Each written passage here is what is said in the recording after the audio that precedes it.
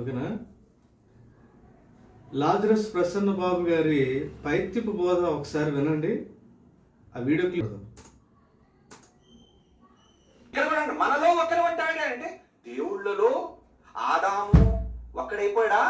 Yes, one among the God's.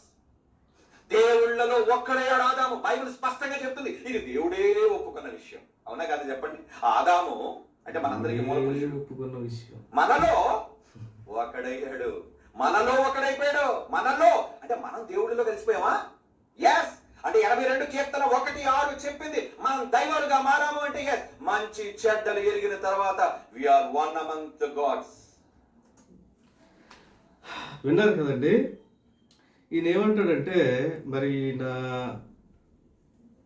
బీఓఏకి ఈయన ఒక one of the director. ఈయన లా కూడా ప్రాక్టీస్ చేశాడు, మహానుభావుడు. ఈయన ఏమంటున్నాడంటే, ఆదాము హవ్వలు దేవుడు తినొద్దు అన్నటువంటి పండు తిన్న తర్వాత, అంటే ఈ సందర్భం ఎక్కడిది? ఆదికాండం 3వ అధ్యాయంలో సందర్భం.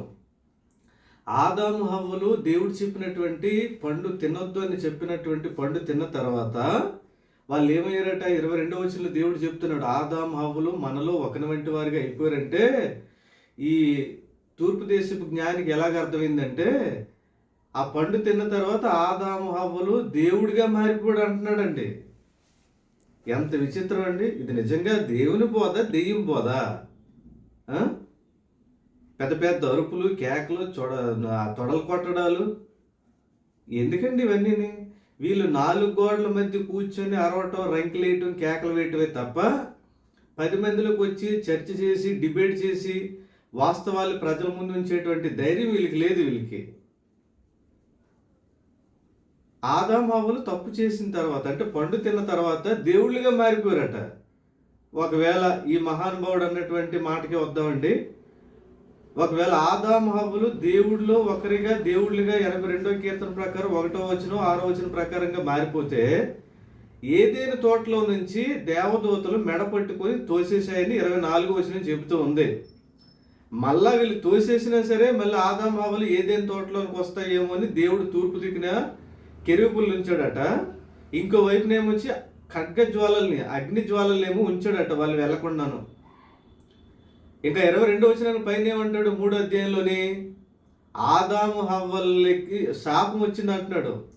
హవ్వను శపిస్తూ ఉన్నాడు, నీ ప్రసవ వ్యాధిని హెచ్చిస్తాను నేను, నీకు పురుషుడి ఏడల వాంచగలిగితే పురుషుడిని నేలుతాడు అన్నాడు. అంతకుముందు సాటి అయిన సహాయం అన్నాడు. ఇప్పుడు నువ్వు ఒక ఏలికలోనికి వెళ్ళిపోతావు, నువ్వు తలగా ఉండవు కానీ నీకే తలగా పురుషుడు ఉంటాడు అని చెబుతున్నాడు. అది దీవెన, శాపమా చెప్పండి? హవ్వ పండు తిన్న తర్వాత దేవుళ్ళుగా ఒకటిగా మారిపోతే ఆవిడ ప్రమోషన్లోనికి వెళ్ళాలి కదండి, డిమోషన్లోనికి వెళ్తున్నట్టు కనిపిస్తుంది కదా. ఆ తర్వాత ఆదాము గారికి వచ్చినటువంటి పరిస్థితి ఏంటి?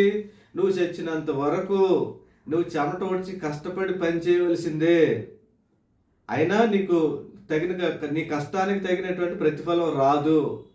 ఈ భూమి గచ్చ పొదల్ని, ముళ్ళ పొదల్ని నీకోసం మొలిపిస్తుంది, అది కఠినంగా మారిపోతుంది అని చెబుతూ ఉన్నాడు కదా. ఈ శాపం అంతా కనిపించలేదా?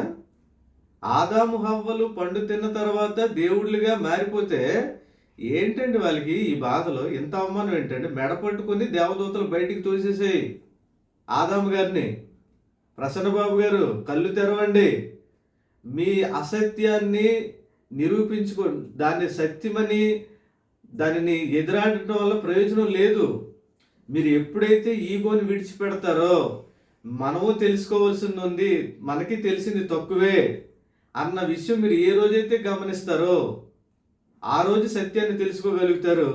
మీ వెనకాతలు ఉన్నటువంటి అమాయకులందరూ కూడా మీ తప్పుడు బోధలు, మాయ బోధలు సమర్థించలేక వాళ్ళు కూడా ఏమవుతూ ఉంటారంటే ఇదేదో పెద్ద జ్ఞానం అనుకొని మోసపోతూ ఉంటారు.